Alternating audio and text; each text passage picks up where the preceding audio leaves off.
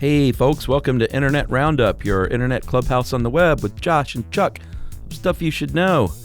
And we found some fun, well, not necessarily fun. One's fun. One was kind of scary. Yeah, you want to start with the scary one? Yeah, I mean, it's not that scary, but basically there was a United Airlines flight leaving from San Francisco For Hong Kong that had come from Korea. Right. And when they were doing the plane inspection, they found on the nose cone, which you'll see right here, this photo of, when you draw something on a dirty car with your finger. Yeah. That's what someone did. Right.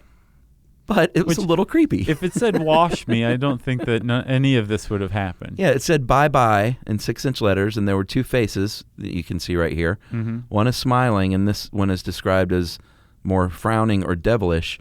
And it definitely looks a little devilish. Yeah, it looks like it's up to something. Yeah. It makes that bye-bye seem like a little more than a farewell. Yes. And more like a see you in hell. That's right.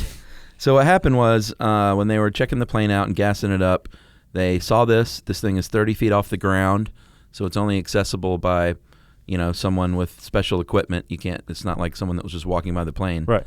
And the first officer saw it. The pilot saw it. It got around to the flight crew, and eventually some of the flight attendants were like, I don't want to fly on this thing. Yeah. That's creeping me out. We need to have the whole plane really checked out. Yeah, and United apparently said, we're not going to do that. Let's just go. The captain apparently Well, they checked out that part of the engine. Right. But that's it. But the flight attendants wanted a full security sweep of the plane. That's right. Which means you have to deplane. Right. It would screw up everyone's day. Yeah. And so they were like, let's not do this. I can't really blame, the flight attendants. It's in this day and age, safety first, right? Bye-bye with a devilish-looking Yeah. face.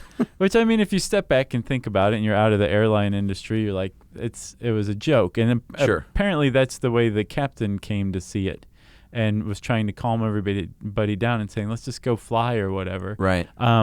But, yeah, 13 of the flight attendants were given a direct order from their boss to say, go do your job and fly to Hong Kong.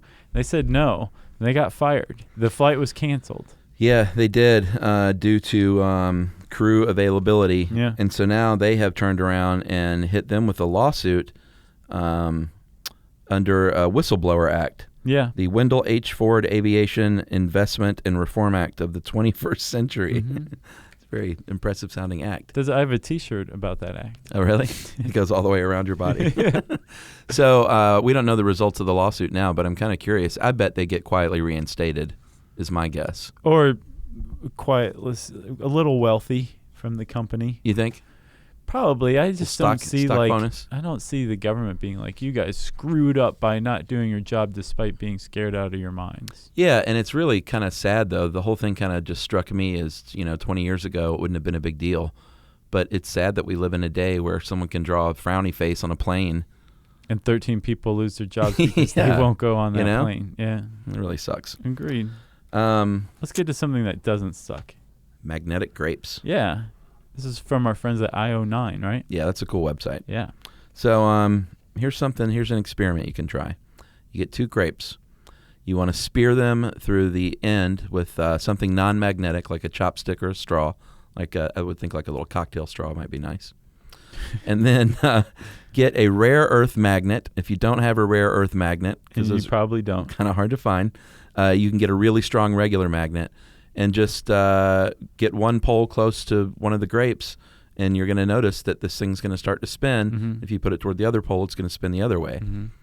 What's the deal? So obviously grapes are magnetic, right? You would think. It turns out it's not the grapes that are magnetic. Grapes are just a really great carrier for water, which is diamagnetic. Yeah. Which is a very, very weak form of magnetism, to where no matter what pole of a magnet you put toward a grape, it will repel it. Yeah. So that's diamagnetism in action when you go through this little grape experiment. It's the magnetism that the water has. Yeah, and it's rarely can you even see it with the human eye. It said it's roughly 100,000 times weaker than ferromagnetism, which is the kind that we all know and love. Right.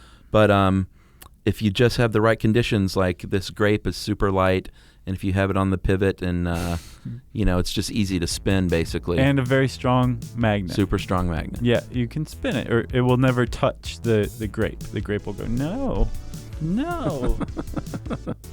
That's right. It's a cheeky grape that is not ferromagnetic, but diamagnetic. Yeah.